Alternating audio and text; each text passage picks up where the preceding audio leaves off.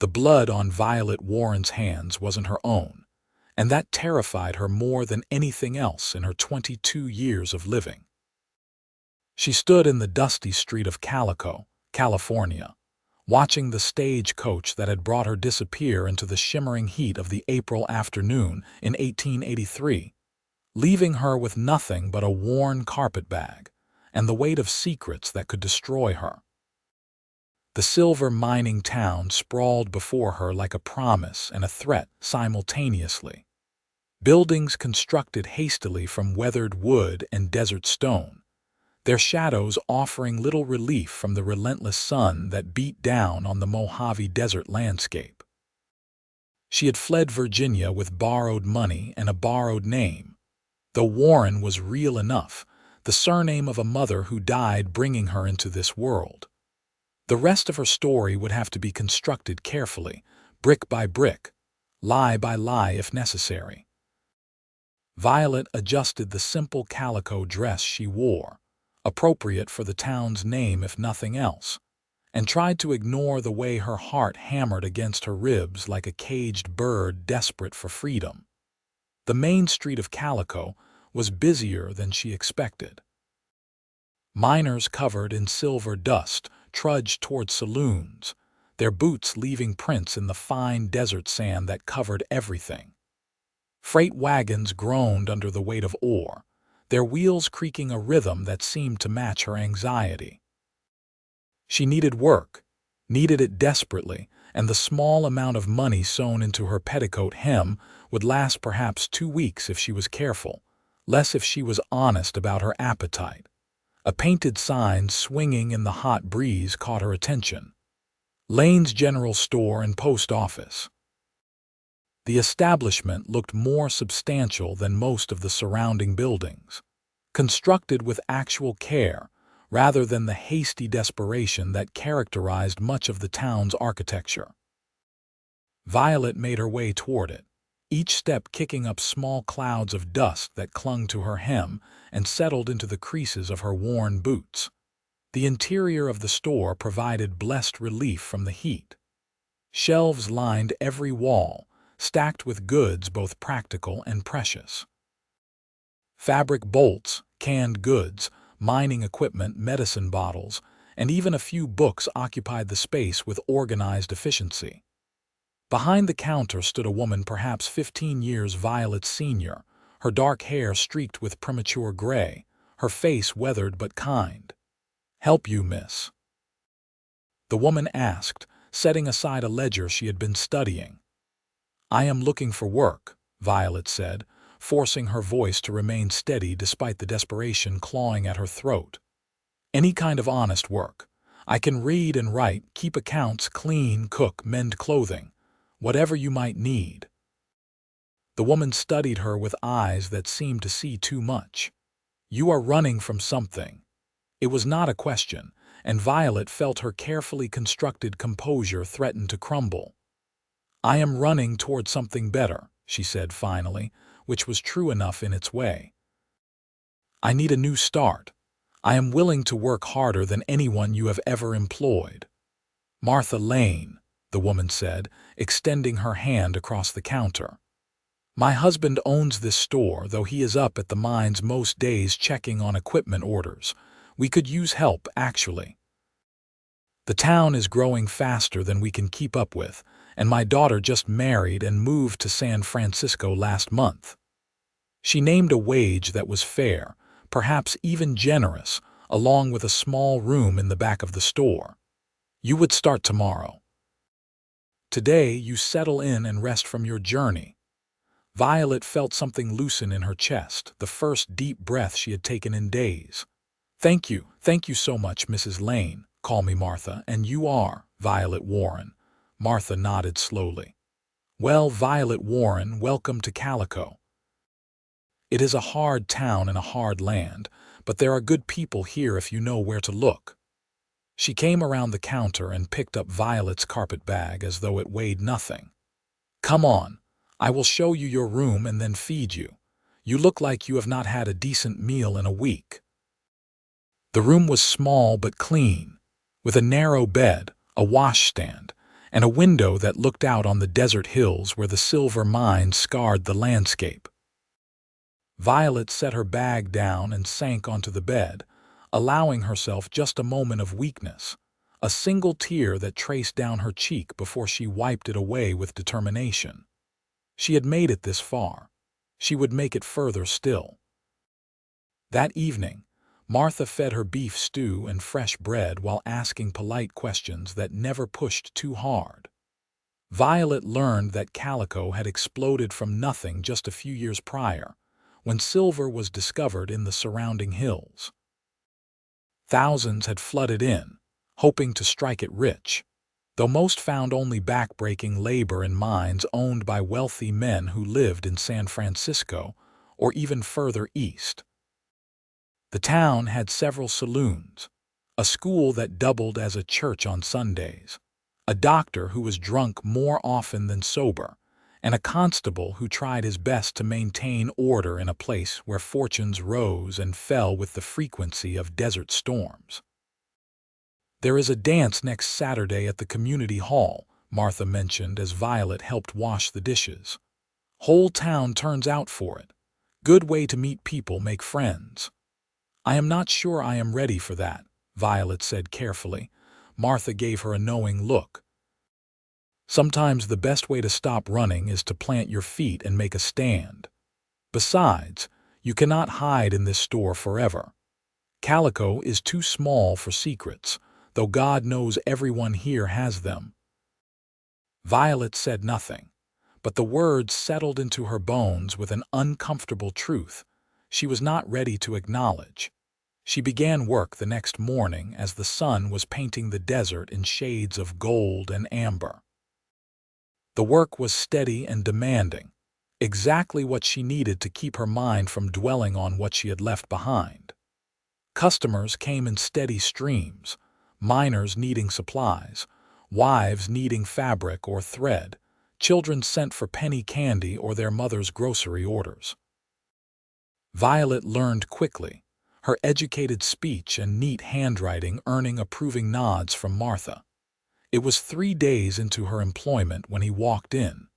Violet was measuring out flour for a customer when she felt the quality of the air change, the way it does before a storm. She looked up to see a man filling the doorway, backlit by the afternoon sun so that for a moment he appeared as nothing more than a silhouette, broad-shouldered and tall. Then he stepped inside, and she could see him clearly. He was perhaps 26 or 27, with dark hair that needed cutting and eyes the color of sage in spring, green-gray and startlingly direct. His clothes marked him as a working cowboy, denim pants worn pale in places, a chambray shirt rolled to his elbows revealing forearms corded with muscle and tanned dark from the sun. A bandana hung loose around his neck, and his hat left a line across his forehead where the skin changed from brown to a lighter shade. He moved with an easy grace that suggested comfort in his own body, confidence without arrogance. "Graham Lane," Martha called from where she was stocking shelves. "About time you showed up. I was beginning to think you were going to leave those horses running wild until they ended up in Nevada."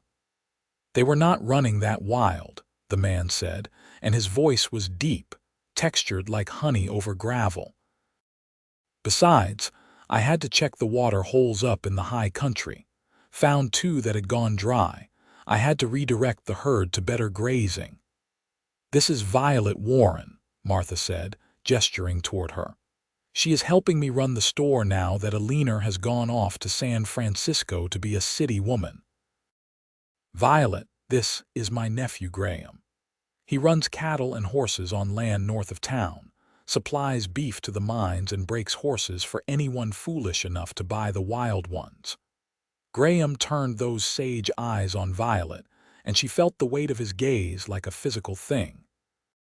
He touched the brim of his hat in greeting.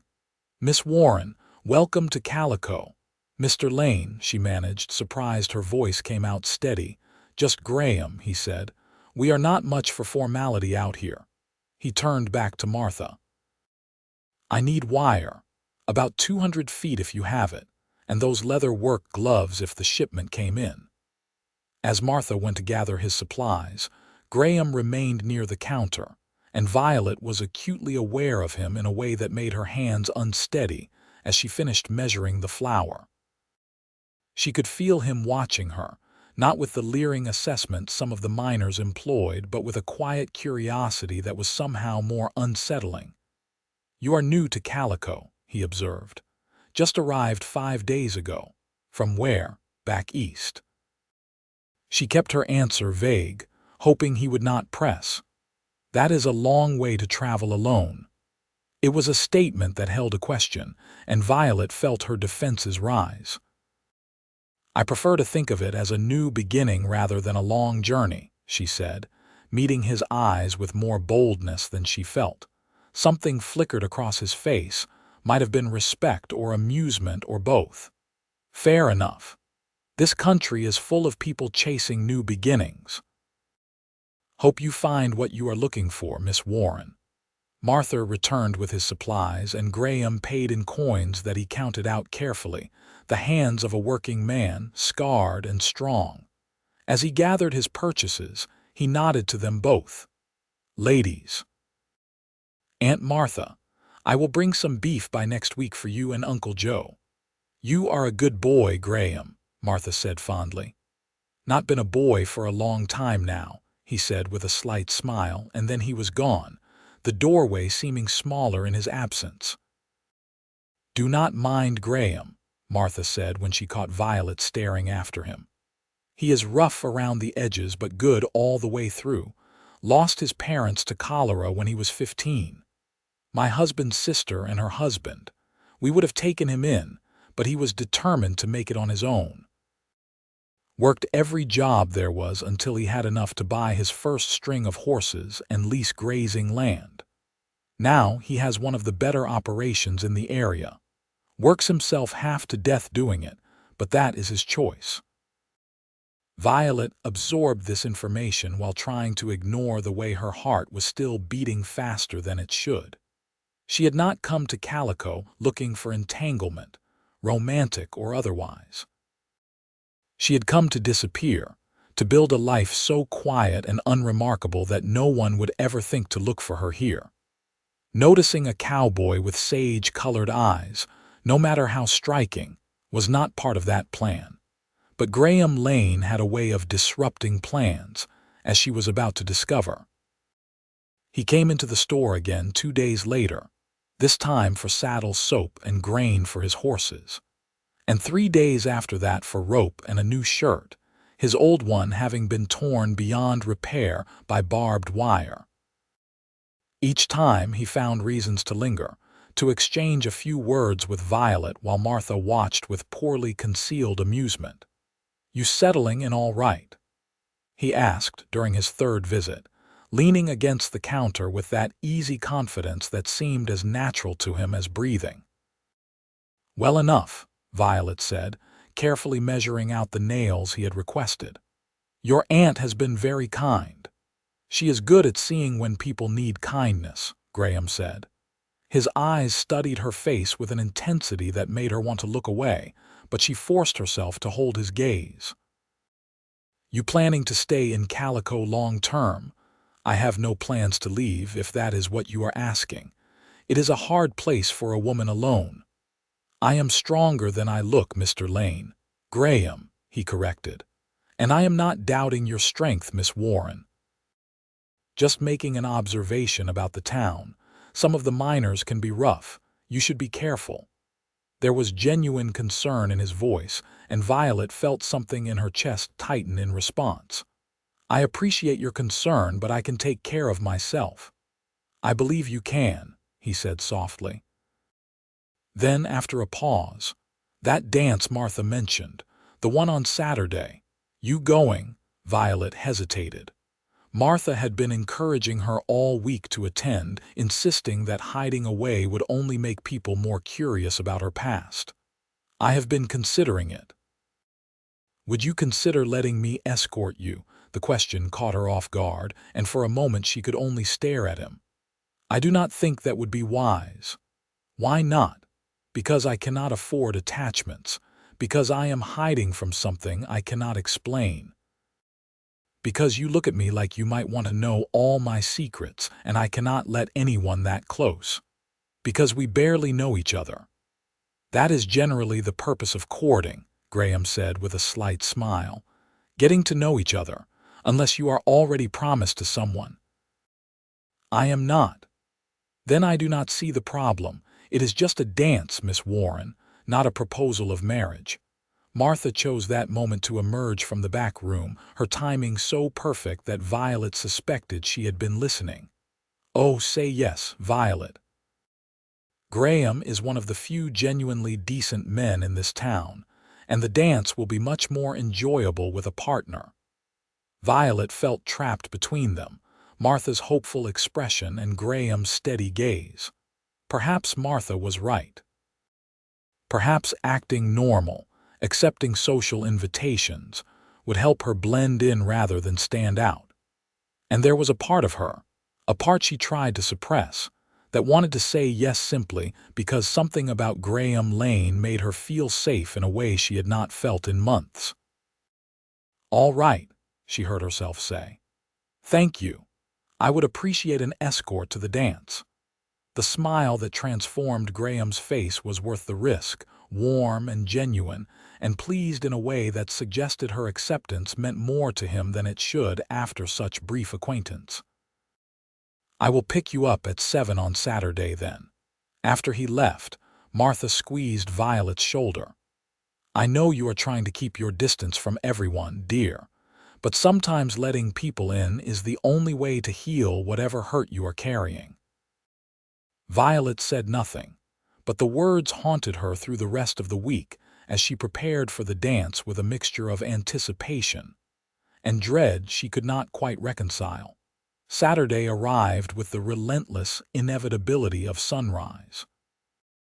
Violet spent the day helping Martha in the store while trying not to think about the evening ahead. She had only one dress suitable for dancing, a simple gown in deep blue that she had made herself 2 years ago, back when her life was different, back when she still believed in futures that included normal things like dances and courting. Martha closed the store early, insisting Violet take time to prepare properly. She heated water for a bath and even offered to help arrange Violet's hair, piling the dark blonde strands into a style that was elegant without being ostentatious. When Violet looked at herself in the small mirror above her washstand, she barely recognized the woman staring back. She looked young, hopeful, pretty even, all things she had stopped feeling months ago. Graham arrived precisely at 7, and when Violet emerged from the back room, she saw his eyes widen slightly in appreciation. He had cleaned up too, trading his work clothes for dark pants and a white shirt that made his tanned skin seem even darker by contrast, his hair still damp from washing and combed back from his face. "You look beautiful," he said simply, and the sincerity in his voice made Violet's cheeks warm. "Thank you. You look very nice as well."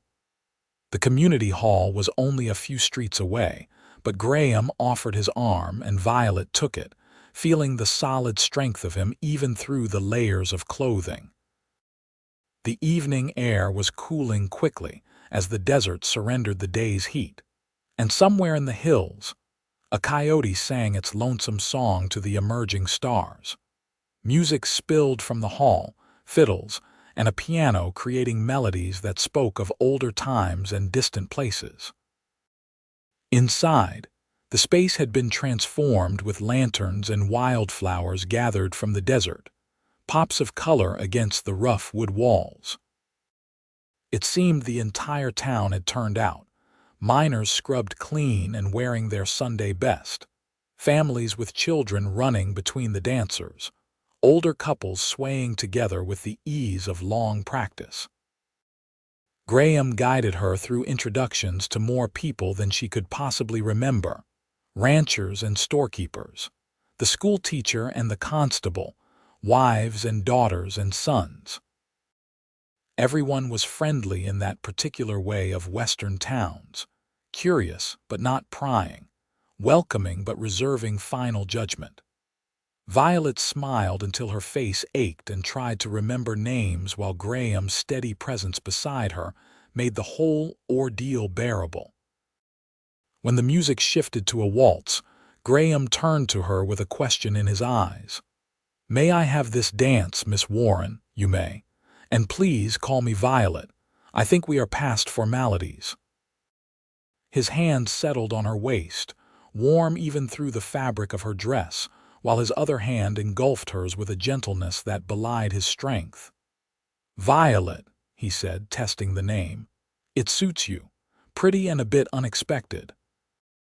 She did not know how to respond to that, so she let him lead her into the dance. She had not waltzed in over a year, but Graham was a confident partner, his movements sure despite his calloused hands and cowboy boots. They moved together surprisingly well, and Violet felt herself relaxing into the rhythm, into the moment, into the dangerous pleasure of being held by someone who made her feel something other than afraid. "Where did a cowboy learn to waltz?" she asked, partly from curiosity and partly to fill the silence that felt too intimate. "My mother insisted," Graham said. "She grew up in St. Louis, came west when she married my father. She said civilization traveled in the hearts and manners of those who carried it, and she was determined her son would know how to dance properly." His expression softened with memory. "She used to practice with me in our kitchen, humming the music since we had no piano. My father would laugh at us, but he loved watching her dance. She sounds like a remarkable woman. She was." The past tense carried weight. "Lost her and my father both to cholera epidemic that swept through 12 years ago. Sometimes I think I can still hear her humming those waltzes, though." Violet tightened her grip on his hand instinctively, offering what comfort she could. "I lost my mother the day I was born. I never knew her, but I used to imagine what she was like, what she would have taught me if she had lived." "What about your father?" The question pierced through her temporary contentment like a knife. "He is not part of my life anymore," she said carefully, and something in her tone must have warned him not to press, because Graham simply nodded. "We all have things we would rather leave in the past," he said quietly. "That is the blessing of a place like this. You can be whoever you decide to be, not who you were born to be." If only that were true, Violet thought, but she did not say it aloud. They danced 3 more dances, and with each one, Violet felt herself drawn deeper into something she knew she should resist. Graham was attentive without being possessive, charming without being false, and when he looked at her, she felt seen in a way that was both terrifying and intoxicating. Between dances, he brought her punch and introduced her to more of his friends, ranchers and cowboys, who treated him with the easy respect of men who had proven themselves in hard country. It was during a break in the music, when Violet was fanning herself and watching the children play, that a commotion near the door drew everyone's attention. 3 miners stumbled in, clearly having spent the evening in one of the saloons before deciding to join the dance. They were loud and unsteady, and one of them locked eyes on Violet with an intensity that made her skin crawl. "Well now," the man slurred, weaving his way toward her. "Ain't you a pretty thing? How about a dance with a real man instead of that cowboy?" Graham stepped between them smoothly, his posture unchanged but suddenly radiating something dangerous. "The lady is with me, Henderson. Move along." "The lady can speak for herself," Henderson said, trying to peer around Graham's shoulder. "What do you say, sweetheart?" "Want to give a miner a chance?" The lady said no. Violet said clearly, though her heart was hammering. "Please leave us alone." Henderson's face darkened with drink and anger. "Too good for an honest miner, are you? Probably just some he did not get to finish." Graham's hand shot out and gripped the front of Henderson's shirt, and when he spoke, His voice was soft but absolutely cold. "You need to leave. Right now. Sleep it off and hope I am feeling charitable tomorrow when you sober up and realize what a fool you just made of yourself." For a moment, violence hung in the air like the tension before lightning strikes. Then the constable was there, a grizzled man in his 50s who had probably broken up more fights than Violet had lived years. "Come on, Henderson. You and your friends are done for the evening. Let's get you boys out of here before you ruin the dance for everyone." The three miners were escorted out with varying degrees of protest, and the music started up again as people deliberately returned to their previous conversations and dances, the social fabric of the community mending itself around the disruption. Graham turned to Violet, concern etched in his features. "Are you all right?" "I am fine," she said, though her hands were shaking. "Thank you for intervening. Henderson is generally harmless, just stupid when he drinks." Graham guided her toward a quieter corner away from the crowd. "But if anyone ever bothers you, in the store or anywhere else, you tell me. Promise." There was a protectiveness in his voice that should have bothered her, should have felt like an attempt to control, but instead felt like safety, like someone building a wall between her and the world's harshness. "I can take care of myself," she said, "but without heat. I know you can, but that does not mean you should have to. Not alone." Something shifted between them in that moment, an understanding passed without words. Violet realized with startling clarity that she was in danger, not from miners like Henderson, but from her own heart, which was beginning to reach for Graham Lane despite all her careful defenses. The rest of the evening passed peacefully. Graham stayed close but not suffocating, and when the dance finally ended near midnight, he walked her back to the store through streets painted silver by moonlight. The desert night was cool and vast, the sky so thick with stars it looked like someone had spilled diamonds across black velvet. "Thank you for accompanying me this evening," Graham said when they reached the store's door. "I know you were reluctant at first, but I am glad you said yes." "So am I," Violet admitted. "I had a lovely time despite the unpleasantness with Henderson." Graham reached out and gently tucked a strand of hair behind her ear, the gesture so tender it made Violet's breath catch. "May I call on you again? Properly, I mean. Not just when I need supplies from the store." Every cautious instinct screamed at her to refuse, to maintain distance, to protect herself and him from the complications her past could bring. But standing there in the moonlight with his hand still hovering near her face and his eyes asking questions she wanted to answer, Violet found she could not say no. "Yes," she whispered. "I would like that." The smile that broke across his face was worth every risk. He squeezed her hand gently, a promise and a goodbye in one gesture. "Good night, Violet Warren." "Good night, Graham." She watched him walk away, his figure eventually swallowed by shadow and distance before finally going inside. Martha was waiting up, ostensibly reading a book but really watching the door. "Judging by that look on your face, the evening went well," Martha observed. Violet sank into a chair, suddenly exhausted by emotion. "I think I am making a terrible mistake, or a wonderful choice. Sometimes they look the same at first." Martha closed her book and regarded Violet with knowing eyes. "Whatever you are running from, dear, it cannot chase you forever. At some point you have to stop and live your life, not just survive it. What if living my life puts someone else in danger? What if what I am running from catches up and hurts people I care about?" "Is it the law you are running from?" Violet shook her head.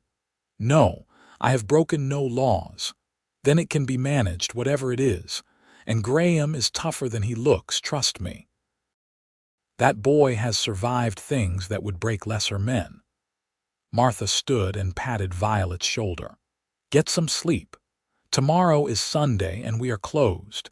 You can rest and maybe sort through some of those worries in the daylight when they do not seem quite so overwhelming. But sleep came hard that night, and when it finally arrived, Violet's dreams were full of blood and running and sage-colored eyes that promised safety she was not sure she deserved. Graham began courting her in earnest after that night. He came by the store regularly, always with some excuse about needing supplies but really just wanting to talk to her. He brought her wildflowers from the high country where his cattle grazed, tough desert blooms that survived in impossible conditions. He invited her on buggy rides through the surrounding landscape, showing her hidden springs and ancient rock formations, teaching her to read the desert's subtle language of survival. Violet found herself falling despite her best efforts to remain detached. Graham was easy to be with, comfortable in silences, but engaging in conversation, respectful of her boundaries while making clear his growing affection. He made her laugh with stories of stubborn horses and ornery cattle, impressed her with his knowledge of the land and weather, and touched her with his gentleness toward everything from injured animals to the Chinese laborers other ranchers treated poorly. "Most folks out here think the Chinese are just cheap labor," Graham told her one afternoon when they had stopped to water his horse at a spring. "But the men who work my upper range, they taught me more about surviving in this country than any white cowboy. They know things about the land, about growing food in impossible conditions, about medicine from plants everyone else thinks are useless weeds. I pay them fair wages, and they work harder than anyone I have ever employed." It was just one more thing to admire about him, one more reason her heart was in trouble. 6 weeks after the dance, as they were returning from a particularly beautiful ride up into the hills where the sunset painted the rocks in shades of amber and rose, Graham pulled the buggy to a stop overlooking Calico.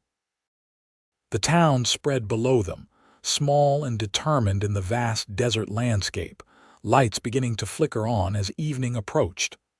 "I need to tell you something," Graham said, and the seriousness in his tone made Violet's stomach clench with fear. "I know you have secrets, Violet. I know you are running from something you do not want to talk about, and I want you to understand that I am not asking you to share it before you are ready." "Graham, let me finish." He turned to face her fully, taking both her hands in his. "I am falling in love with you. I have been falling in love with you since the first day I walked into that store and saw you measuring flour with such serious concentration, like the fate of the world depended on getting it exactly right." He smiled softly at the memory. "I know it is fast. I know we have only known each other a couple of months. But out here, time moves different. Life is harder and shorter, and we do not have the luxury of waiting years to figure out what we want." Violet's eyes filled with tears. "You should not love me.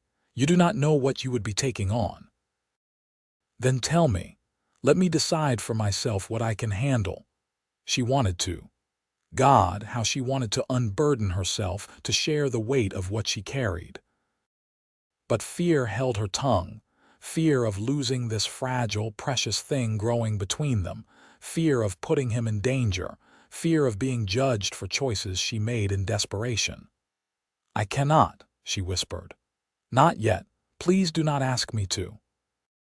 Graham was quiet for a long moment, and Violet braced herself for anger or rejection. Instead, he lifted her hand to his lips and kissed her knuckles gently. "Then I will wait. But know this, Violet Warren, whatever it is, whatever you have done or what has been done to you, it does not change how I feel. When you are ready to trust me with your truth, I will be here. Until then, I will just keep courting you and hoping eventually you will believe you deserve to be happy." The tears spilled over then, and Graham pulled her into his arms, holding her while she cried against his chest, her tears soaking into his shirt. He smelled like leather and sage and horse, solid and real and good, and Violet let herself have this moment of weakness, this brief respite from the constant vigilance of her fear. When she finally pulled back, embarrassed by her display, Graham cupped her face in his rough hands and kissed her forehead with such tenderness it nearly broke her. "Let me take you home." That night, after Graham had walked her to the door with his customary politeness, and Martha had gone to bed, Violet sat at the small table in her room and made a decision.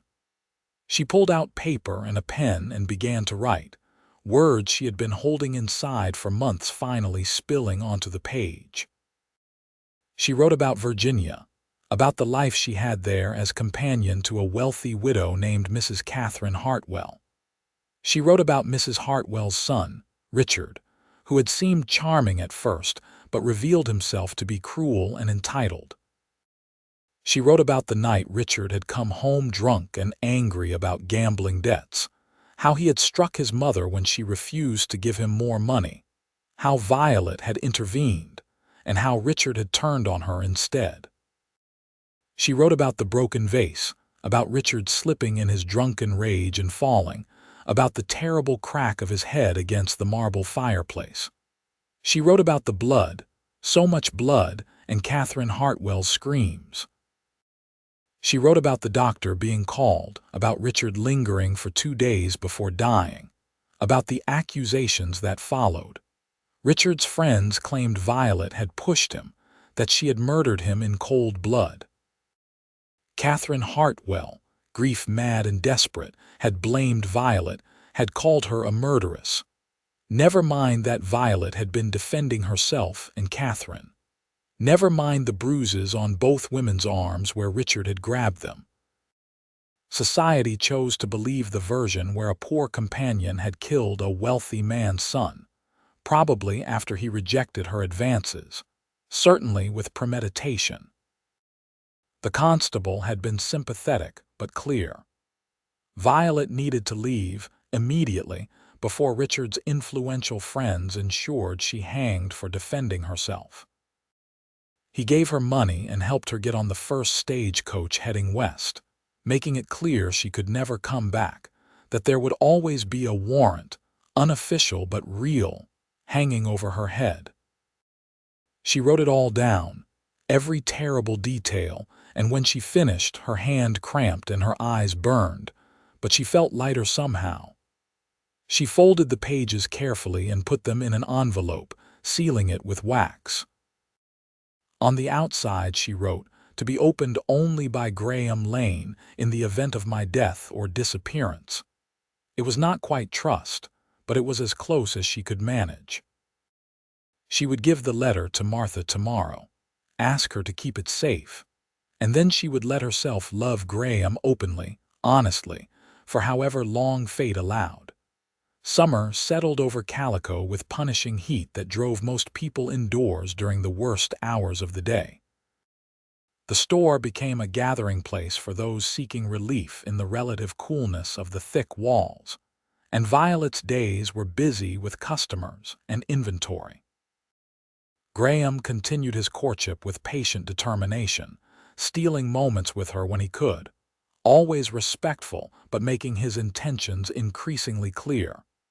It was a Sunday in late July when everything changed. Violet and Graham had taken a picnic up to a shaded canyon, where a reliable spring created a small oasis of cottonwood trees and actual grass, a miracle in the desert landscape. They had eaten cheese and bread and peaches that Graham had traded for, and now Violet was leaning back against a tree while Graham lay with his head in her lap, his hat over his face against the dappled sunlight. "Tell me something true," Graham said suddenly, his voice drowsy with contentment. "Something you have never told anyone else." Violet's hand, which had been idly running through his hair, stilled. "Why?" "Because I want to know you, the real you, not just the parts you think are safe to show." She was quiet for so long that Graham pushed his hat back and looked up at her, his sage eyes serious. Violet took a deep breath and made her decision. "I killed a man," she said quietly, "back in Virginia. That is what I am running from. Graham sat up slowly, turning to face her fully. His expression was unreadable. Tell me what happened. So she did. The whole story spilled out, every detail she had written in that sealed letter and more, the fear and desperation and guilt that had haunted her across a continent. Graham listened without interruption, his eyes never leaving her face, and when she finally finished, exhausted by the confession, Violet could not bring herself to look at him. "Violet, look at me." His voice was gentle but firm. When she finally met his eyes, she found no judgment there, no horror or disgust. "You defended yourself and an old woman from a violent drunk. That is not murder. That is survival. His family did not see it that way. They wanted me hanged." His family wanted a scapegoat for their son's mistakes. There is a difference. Graham took her hands, gripping them tightly. "Thank you for trusting me with this. I know how hard it was. You do not hate me. Hate you." He looked genuinely shocked. "Violet, I love you more now than I did an hour ago. You survived something terrible, and instead of letting it destroy you, you built a new life. That takes courage I cannot even imagine." "I cannot give you riches," Violet heard herself say, the words tumbling out desperately. "I cannot give you family connections or a spotless reputation or anything a man like you deserves. All I have is myself, damaged and hunted and trying so hard to be better than my worst moment." Graham pulled her into his arms, holding her so tightly she could feel his heartbeat against her cheek. "You give me reasons to wake up," he said fiercely. "Every morning I open my eyes and the first thought I have is of you. You give me hope and laughter and something to work for besides just surviving another day. You make me want to build something permanent, something that lasts. That is worth more than all the riches and reputation in the world." Violet pulled back just far enough to see his face. "You really mean that?" "I really mean that." He cupped her face in his hands, thumbs brushing away the tears on her cheeks. "Marry me, Violet, be my wife. Let me protect you and love you for the rest of our lives. Whatever comes hunting from your past, we will face it together. Graham, I know it is fast. I do not care. I have never been more certain of anything in my life." His eyes held hers, intense and earnest. "Say yes, please say yes." Violet thought about all the reasons she should refuse, all the ways this could end badly, all the danger she might bring to his door. And then she thought about waking up beside him every morning, building a life together in this hard, beautiful country, having someone to trust with all of herself, not just the carefully edited version. "Yes," she whispered. "Yes, I will marry you."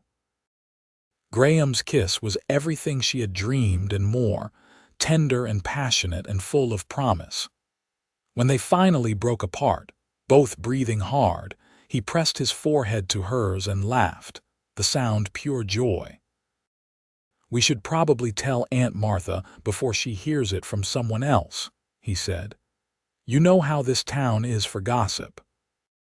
"We should probably get back to town before dark anyway," Violet agreed, though she made no move to stand, content to stay in the circle of his arms for a few more precious moments. They drove back to Calico, as the sun was beginning its descent toward the horizon, painting the desert in gold and crimson. Graham held the reins with one hand, his other arm around Violet, keeping her close against his side. She allowed herself to feel happy, truly happy, for the first time in longer than she could remember. Martha's reaction to their news was exactly what Violet expected. Tears, laughter, and immediate planning. They would marry at the end of August, Martha declared, giving her enough time to organize a proper celebration and send word to Graham's scattered relatives. It would be a small wedding by Eastern standards but respectable, held in the schoolhouse with the whole town invited, and a dance afterward to celebrate. The next month passed in a blur of preparation and anticipation. Graham began building an addition onto his small ranch house. 2 new rooms and a proper kitchen to replace the bachelor setup he had been making do with. Violet worked on her dress when business at the store was slow, creating something simple but beautiful from cream-colored muslin and delicate lace that Martha had ordered special from San Francisco. They saw each other every day, Graham finding excuses to come into town or Violet riding out to the ranch with Martha when she delivered supplies. The physical distance between them grew harder to maintain as the wedding approached, stolen kisses becoming longer and more heated, both of them counting down the days until they would no longer have to part ways at nightfall. It was 2 weeks before the wedding when trouble arrived in the form of a stranger asking questions. Violet was working alone in the store, Martha having gone to visit a sick friend, when a man in an expensive suit walked in. Everything about him screamed East Coast, from his carefully trimmed beard to his polished shoes, and Violet felt her blood turn to ice. "Can I help you?" she asked, proud that her voice remained steady. "I hope so." The man's smile did not reach his eyes. "I am looking for a young woman who may have passed through Calico. She would have arrived back in April, traveling alone, possibly using the name Violet or Victoria Warren." "Why are you looking for her?" Violet asked, neither confirming nor denying. "There are parties in Virginia who are anxious to locate her regarding a legal matter. A substantial reward is being offered for information leading to her whereabouts." He pulled out a photograph, old and slightly blurred but recognizably Violet from 2 years ago. "Have you seen this woman?"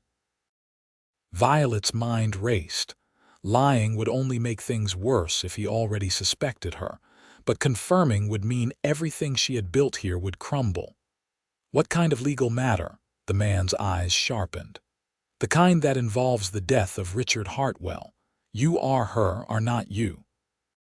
"Violet Warren." Before she could respond, the door opened and Graham walked in, immediately sensing the tension. "Everything all right, Violet?" The stranger turned to assess Graham, clearly categorizing him as an ignorant cowboy beneath his notice.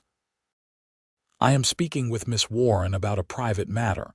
If you could, anything concerning my fiancée is my business," Graham said flatly, moving to stand beside Violet. "Who are you and what do you want?" "Fiancée." The man's eyebrows rose. "How interesting."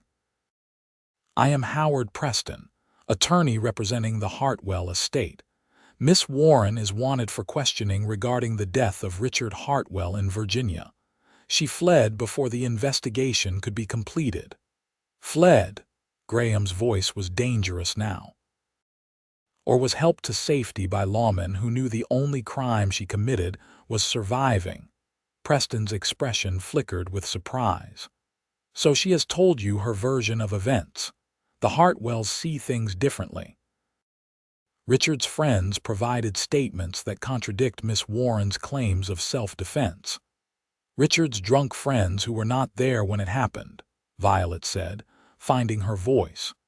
"Who heard a story third-hand and decided to lie to protect their friend's reputation. I defended myself and Mrs. Hartwell from a violent man. That is the truth." "Truth is whatever a court decides it is," Preston said coldly, "and the Hartwells have considerable influence.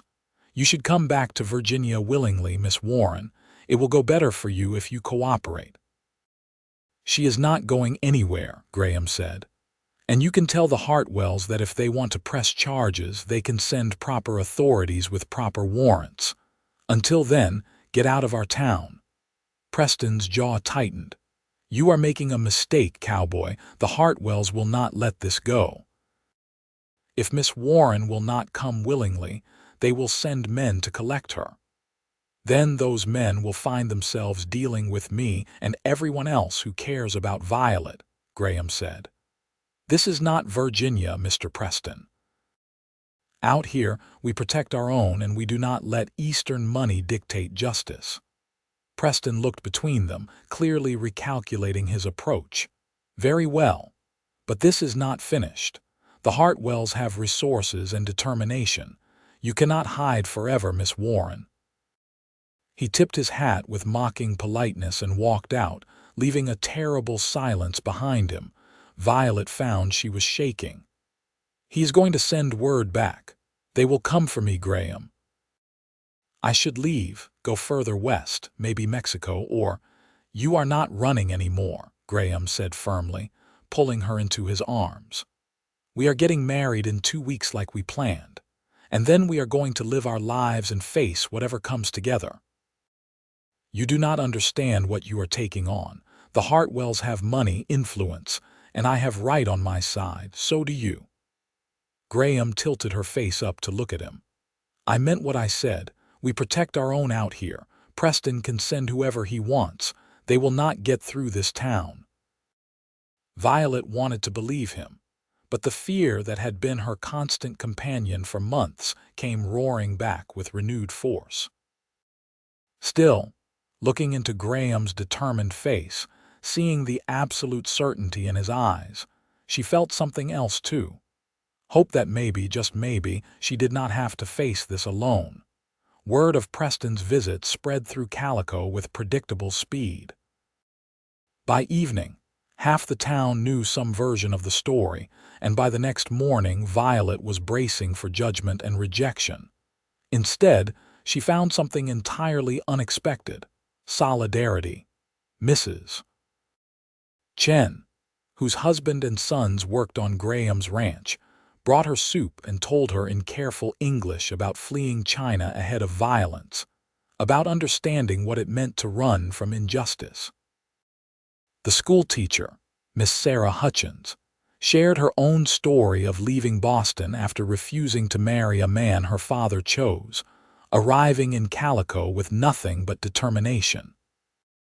Even Constable Wright stopped by the store to tell Violet that as far as he was concerned, she had done nothing wrong, and anyone trying to remove her from Calico would need to go through him first. Frontier justice is different from Eastern law, Wright explained. Out here, we judge people by their actions now, not their past. You have been nothing but good since you arrived. That is what matters. Martha, when she returned and heard the full story, simply hugged Violet and declared that the wedding would proceed exactly as planned. The Hartwells can send all the lawyers they want. We are not letting them steal your happiness. Graham spent the next week quietly organizing. He met with the other ranchers and mine owners, called in favors, made it clear that anyone looking for Violet Warren would find themselves facing united resistance. He hired extra hands for his ranch, men he trusted to watch the roads and trails leading into town. He even rode to the telegraph office in the larger town of Daggett and sent messages to contacts across the West, creating a network of eyes watching for Hartwell agents. You cannot fight the entire East Coast, Violet protested when she learned the extent of his preparations. Watch me, Graham said with a grin that was more fierce than amused. Besides, I am not fighting the East Coast. I am just making it clear that coming after you will be more trouble than it is worth. Eventually, the Hartwells will realize they are spending a fortune chasing revenge for their worthless son, and they will give up. You do not know that. No, Graham admitted. But I know I am not letting you go without a fight, so they better be prepared for a long war if they want one. The day of the wedding arrived with stunning desert clarity, the sky so blue it hurt to look at, and the August heat tempered by a rare breeze from the mountains. Violet woke before dawn, too nervous and excited to sleep, and spent the early morning hours with Martha, who helped her dress and style her hair. The cream muslin dress fit perfectly, cinched at the waist and flowing in soft folds to the floor. Violet had embroidered tiny wildflowers along the neckline, desert blooms she had learned to identify during her rides with Graham.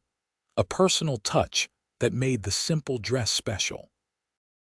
Martha pinned up her hair with silver combs that had belonged to Graham's mother, something old to carry into her new life. "You look beautiful," Martha said, tears gathering in her eyes. "Graham is going to forget how to breathe when he sees you."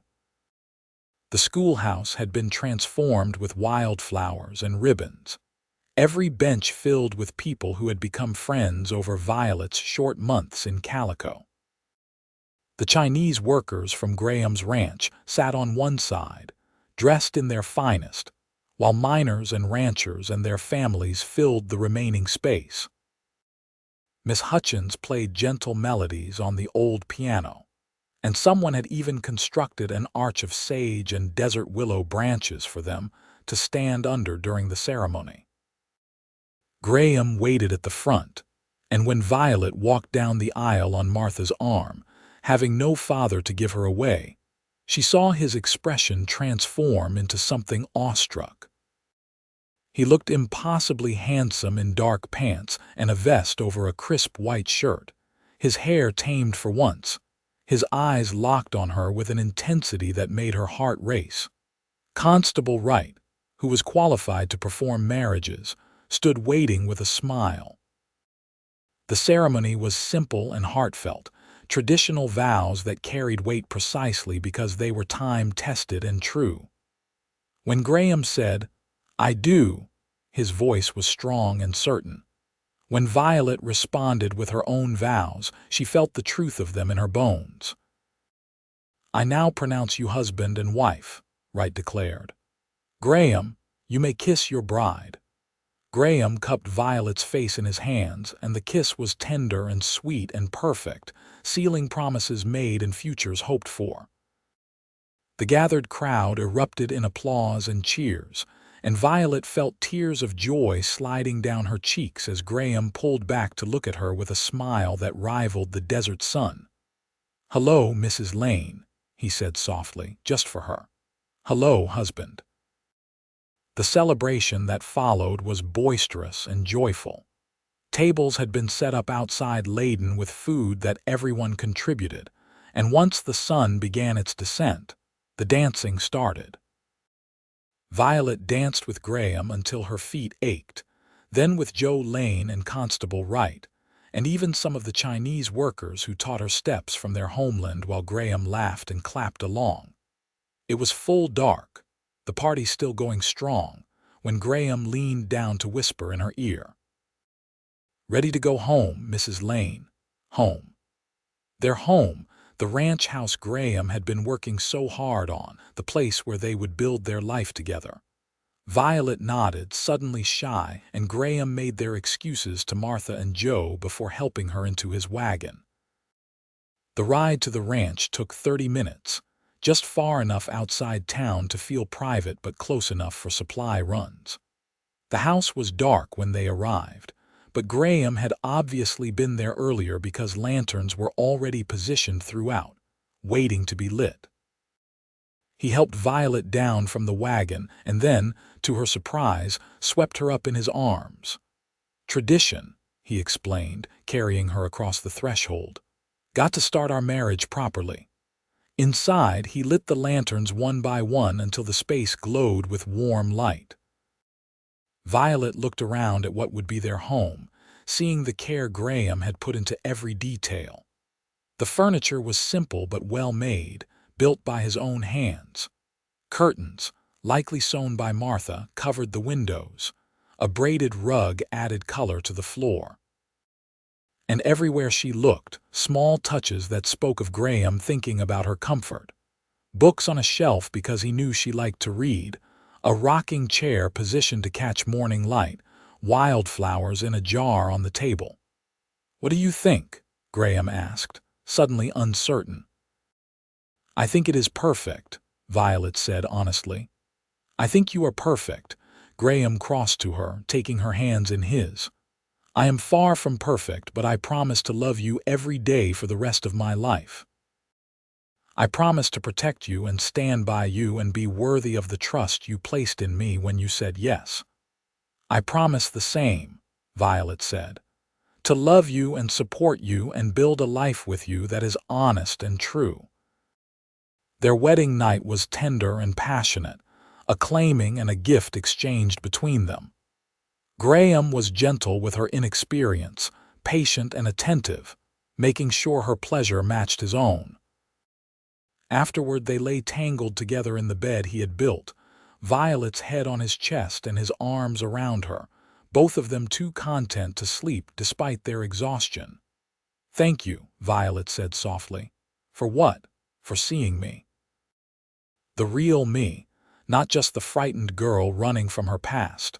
For giving me a home and a future and reasons to believe in good things again." Graham tightened his arms around her. "Thank you for trusting me.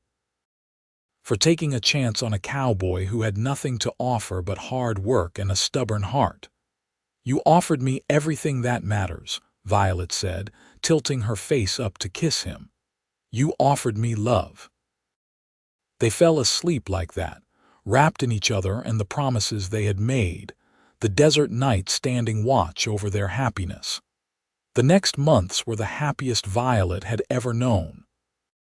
She divided her time between helping Martha at the store a few days a week and managing their home, learning to cook over the wood stove, tending the small garden Graham had started, and slowly making the ranch house truly theirs.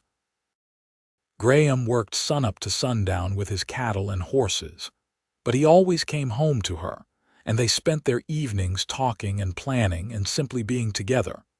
The threat from the Hartwells seemed to fade into background noise as summer turned to fall and then to winter.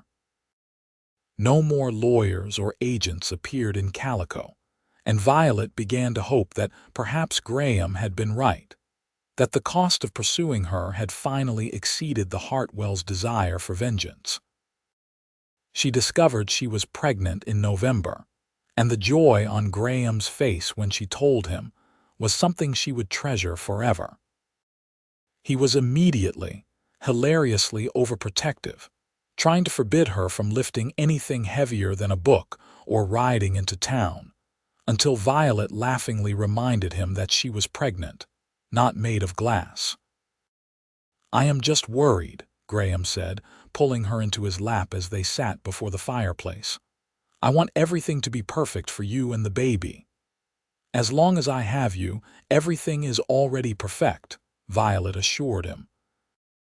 They spent the winter in a cocoon of domesticity and planning, Graham building a cradle from beautiful mesquite wood while Violet sewed tiny clothes and blankets. The ranch did well even through the colder months, Graham's reputation for fair dealing and quality stock ensuring steady business.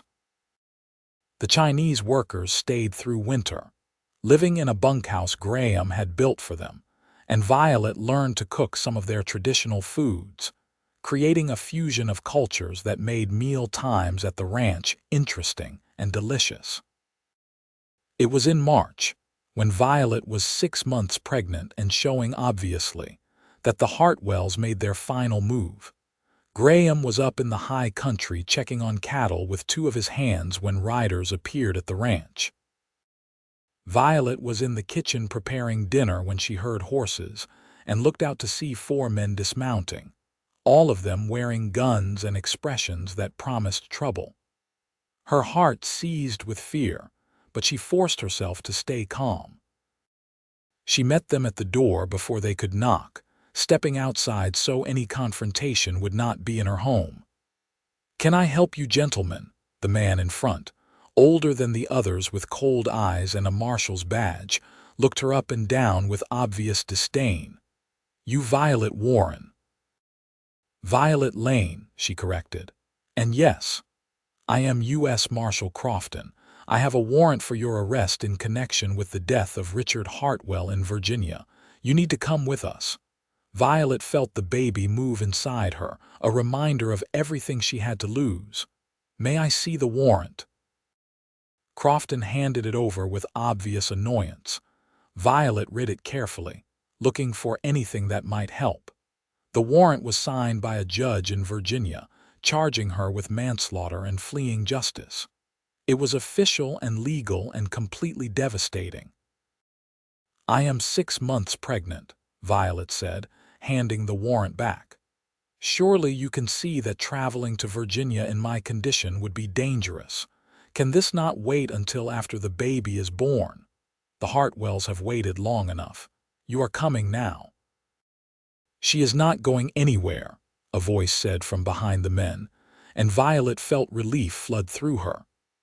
Graham was back, flanked by his 2 ranch hands and, unexpectedly, Constable Wright and half a dozen other men from town, all of them armed.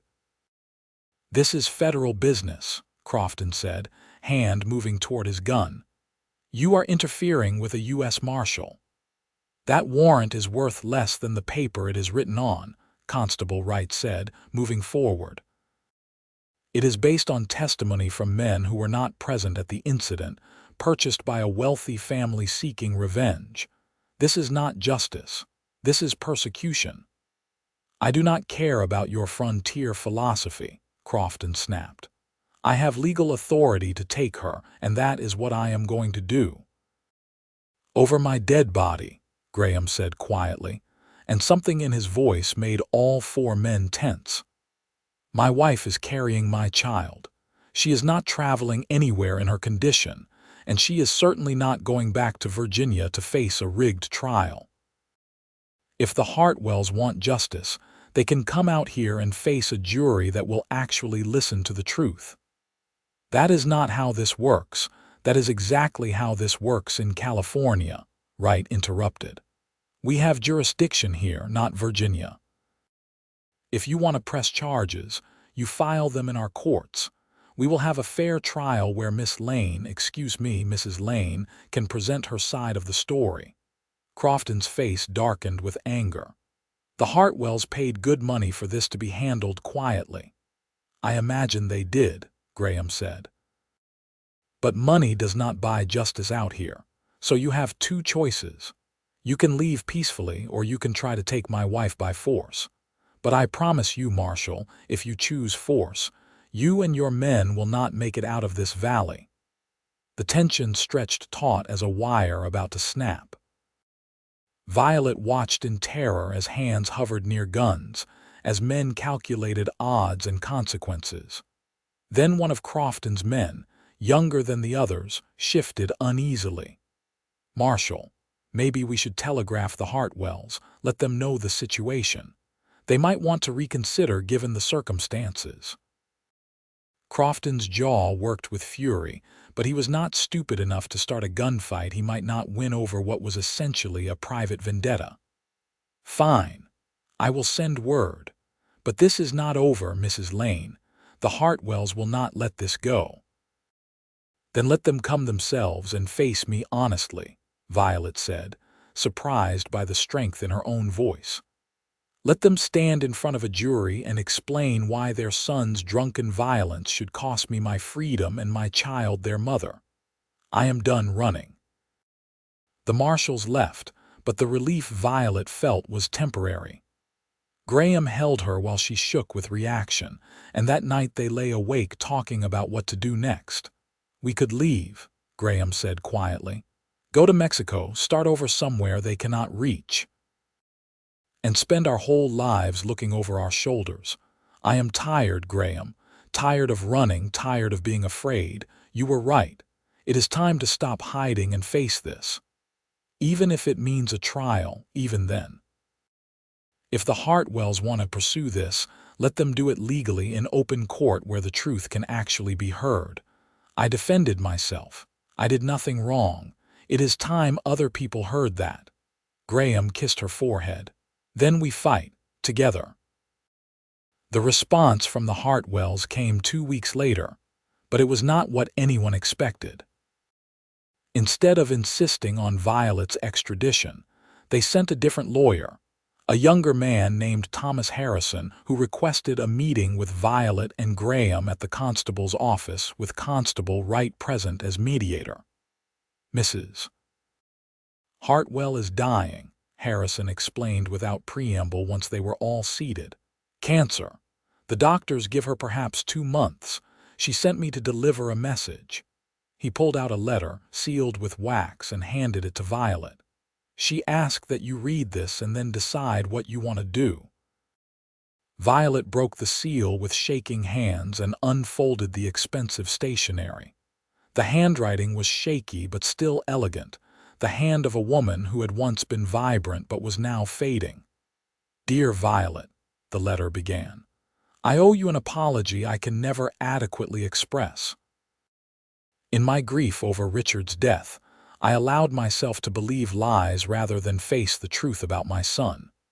Richard was not a good man. He was not even a particularly good son. I knew he had a temper. I knew he drank too much and gambled and treated others poorly. But he was my child, and when he died, it was easier to blame you than to accept that he brought about his own destruction. I have had time to think over these past months, time to remember that terrible night clearly rather than through the fog of grief. I remember Richard hitting me. I remember your intervention. I remember him turning on you with violence in his eyes. You saved my life that night, Violet, and I repaid you with persecution. I am writing to tell you that I am withdrawing all charges. I have made a formal statement to the authorities in Virginia explaining what really happened, clearing your name. You are free to live your life without fear. I only ask one thing, that you forgive me for the harm I caused, even if I do not deserve it. I hope you have found happiness in your new life. I hope you have found people who see you for the good soul you are. And I hope someday you can think of me with something other than fear. With deepest regret and sincere apologies, Catherine Hartwell. Violet read the letter twice through tears before handing it to Graham to read. When she looked up at Harrison, she saw sympathy in his eyes. "All charges have been formally dropped," Harrison confirmed. "I have documentation here making it official. Mrs. Hartwell also wanted me to give you this." He handed over a bank draft that made Violet gasp. It was for $10,000, a fortune. She said it cannot make up for what she put you through, but she hoped it might help you build the life you deserve. "I do not want her money," Violet said immediately. "Take it anyway," Graham said softly, squeezing her hand. "Not as payment for suffering, but as Mrs. Hartwell trying to make right what she did wrong. Let her have this peace before she dies." Harrison left them with all the documentation proving Violet's innocence. Legal papers that she could carry with her for the rest of her life if anyone ever questioned her past. After he departed, Violet sat in stunned silence, trying to process that it was truly over, that she was finally, completely free. "I need to write to her," Violet said finally. "I need to tell her I forgive her before she dies." They composed the letter together that evening, Violet's careful words expressing forgiveness and grace, thanking Catherine for her courage in telling the truth, wishing her peace in her final days. They sent it east with the next mail stage and hoped it would arrive in time. Catherine Hartwell died 3 weeks later. Word came via telegram, and Violet cried for the sad, complicated woman who had lost so much and spent her final days trying to atone. Graham held her through the grief that was mixed with relief and closure, understanding without needing explanation that emotions were rarely simple or pure. Their daughter was born in late May, delivered with the help of the doctor from town and Martha, who stayed with Violet through the long labor. Graham paced outside like a caged animal until Martha finally called him in to meet his child, a healthy baby girl with her father's dark hair and her mother's delicate features. "What should we name her?" Violet asked, exhausted but radiant as she held their daughter. Graham touched the baby's tiny hand with wonder. "Catherine," he said softly, "if that is all right with you, it seems fitting." Violet thought about the letter, about second chances and forgiveness, about the grace of allowing someone to make amends before the end. "Catherine Rose Lane," she agreed. "Catherine for second chances and Rose for new beginnings." The baby wrapped her impossibly small fingers around Graham's much larger one and held on, and Violet saw her husband's eyes fill with tears. "She is perfect," he whispered. "You are both perfect." Life settled into a new rhythm after Catherine's birth. The ranch thrived as Graham's reputation for quality stock spread throughout California and into Nevada. They bought more land, expanded the house again, and Graham began teaching some of the local boys the craft of ranching and horse training, passing on skills the way others had taught him. Violet divided her time between motherhood and helping Martha at the store, though as Catherine grew into a toddler, Violet found she preferred being home more, watching her daughter explore the world with fearless enthusiasm. They added to their family 2 years later when Violet gave birth to a son they named William, and then again 3 years after that when another daughter, Alice, completed their family. The years passed with the steady rhythm of seasons, drought and rain, planting and harvest. Catherine grew into a confident girl who could ride before she could properly read. William was thoughtful and gentle, drawn to the books in their house more than the cattle in the fields, and Alice was pure mischief, keeping both parents constantly vigilant. On their 10th wedding anniversary, Graham surprised Violet by taking her back to the canyon where they had picnicked on that day. She first told him the truth about her past. They had left the children with Martha, stealing a rare day alone together. 10 years, Graham marveled as they sat under the same cottonwood tree, a decade older but still strong. Sometimes it feels like yesterday you walked into that store, and sometimes it feels like I have loved you my whole life. I cannot believe you still want to spend time alone with me after putting up with me for a decade, Violet teased, though her eyes were serious. Especially given what a disaster I was when we met. You were never a disaster. You were a survivor. You still are. Graham pulled her into his arms, and they fit together exactly as they always had. You know what I think about most when I look back on our life? What? How close I came to never meeting you. If you had gotten off that stage in a different town, if Martha had not needed help right then, if I had not happened to need supplies that particular day. All these tiny moments that led to us finding each other. It makes me believe in fate or destiny or whatever you want to call it. I think we were always supposed to end up here together. I used to think I was cursed, Violet admitted. Like happiness was not something meant for me. You proved me wrong every single day. You give me reasons to wake up, Graham said, echoing the words he had spoken years ago on the day she revealed her past. Every morning, I wake up grateful that you said yes, that you took a chance on a cowboy with more determination than sense. Best decision I ever made, Violet said, kissing him softly. Though there were definitely times I questioned your sense. Remember when you tried to break that stallion everyone said was unrideable and ended up with a broken arm? In my defense, I did eventually break him. It just took longer than planned. They laughed together, the easy laughter of long companionship, and spent the rest of the afternoon reminiscing about their decade together, the struggles and triumphs, the ordinary moments that had built a life. As they drove home in the evening, Violet looked at the landscape she had come to love, the desert hills painted in sunset colors, and felt a profound sense of belonging. This was her home now, not just the physical place but the life she and Graham had built together. She was no longer running, no longer hiding, no longer afraid. She was simply living fully and completely, surrounded by love and purpose. Years continued to accumulate like treasures. Catherine grew into a young woman who could handle a horse as well as any man on the ranch, and who had her mother's intelligence and her father's determination. She eventually married a neighboring rancher's son, a good man who Graham thoroughly vetted before giving his blessing, and stayed close, building her own home just a few miles from the ranch.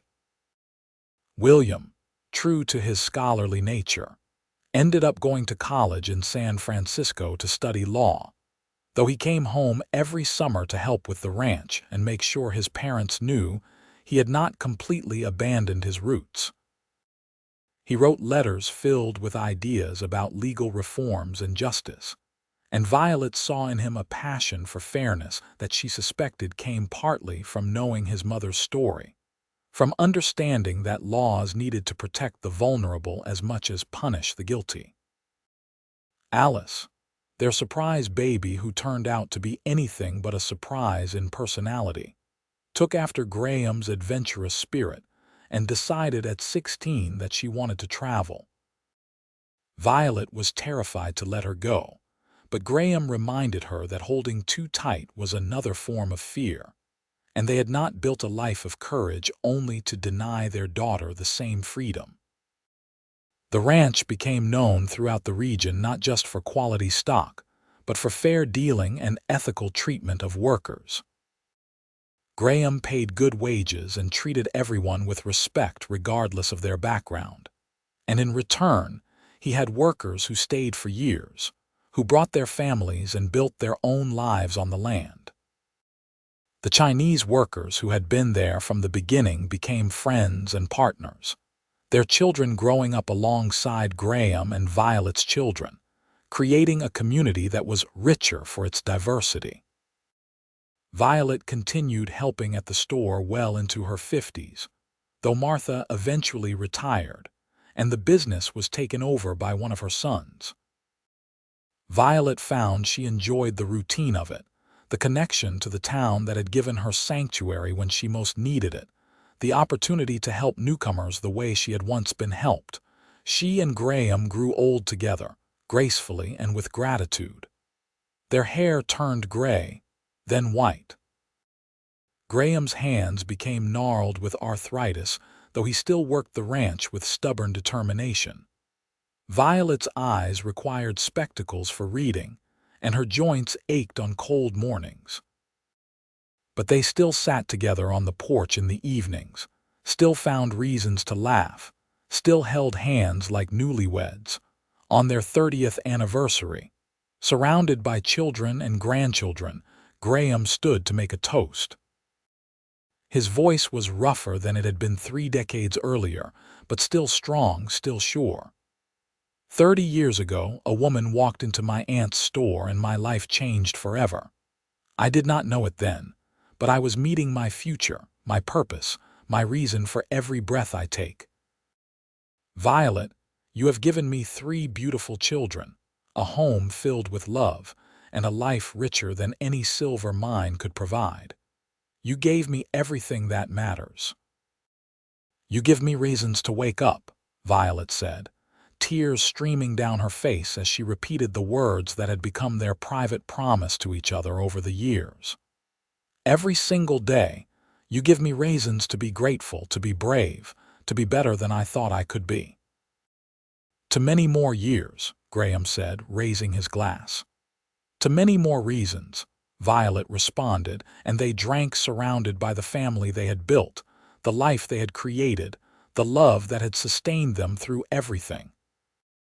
They had 15 more years together before Graham's heart finally gave out one sunny morning while he was checking on the new foals.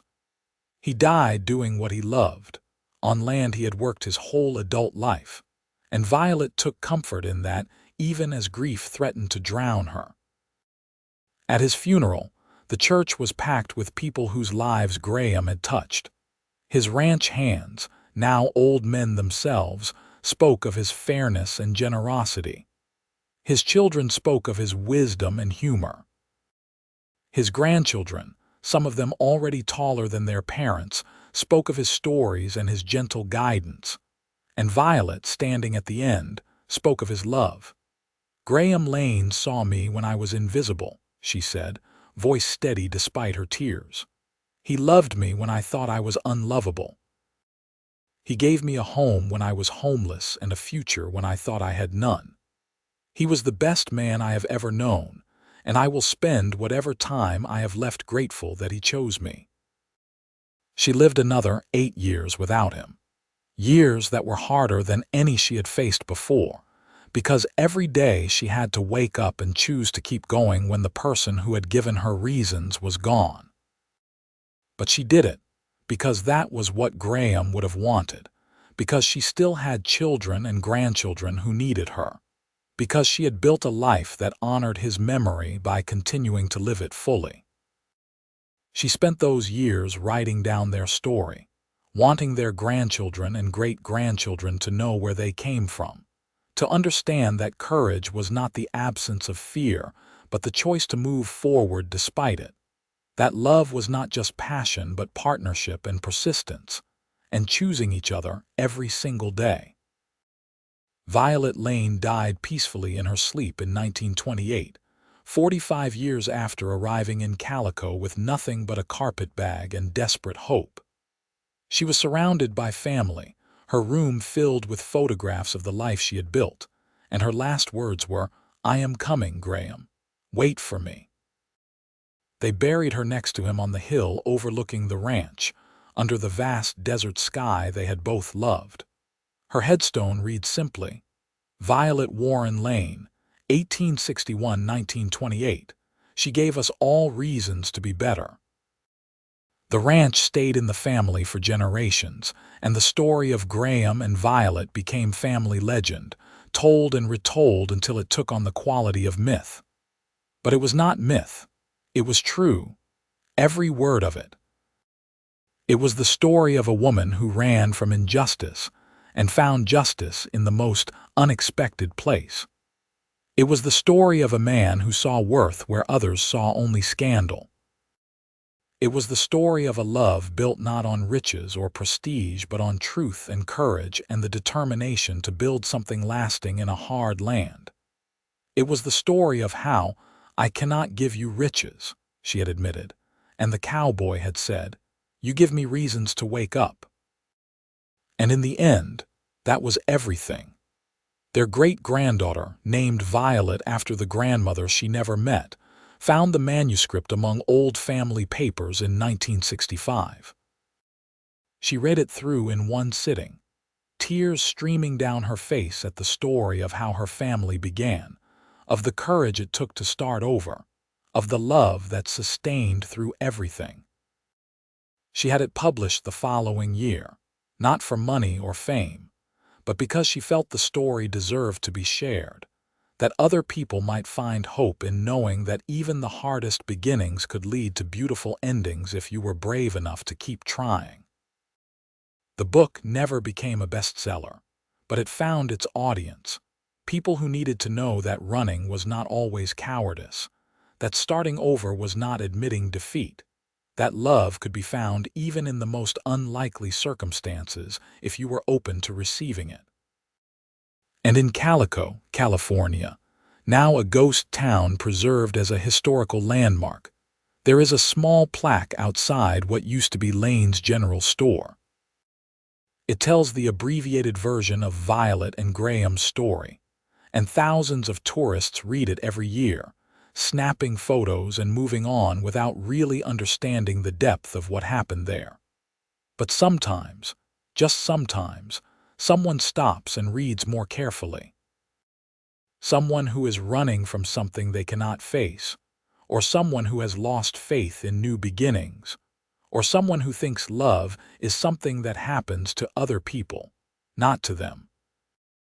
And that person reads about a woman with blood on her hands who became a wife and mother and community pillar, and a cowboy who looked past scandal to see worth, and a love that lasted 45 years and built a legacy that continued for generations. And maybe, just maybe, that person decides that if Violet Warren could get off a stagecoach in the middle of nowhere with nothing but hope and fear, and somehow build a life worth living, then perhaps they can too. That is the real legacy of Violet and Graham Lane. Not the ranch or the money or even the family, though those matter too. The real legacy is the proof that second chances exist, that love can be found even in the hardest places, that you do not need riches to build a rich life. You just need reasons. And sometimes, if you are very lucky, you find someone who gives you those reasons every single day, who sees you at your worst and chooses you anyway, who builds a life with you brick by brick and moment by moment, until you look back and realize you created something beautiful out of what could have been tragedy. That is what Violet and Graham did. That is what their story means. And that story, true in every detail that matters, continues to echo through the desert hills of California, a testament to courage and love and the transformative power of choosing to believe in better days ahead. The end of their story, but really, just the beginning of everything that mattered.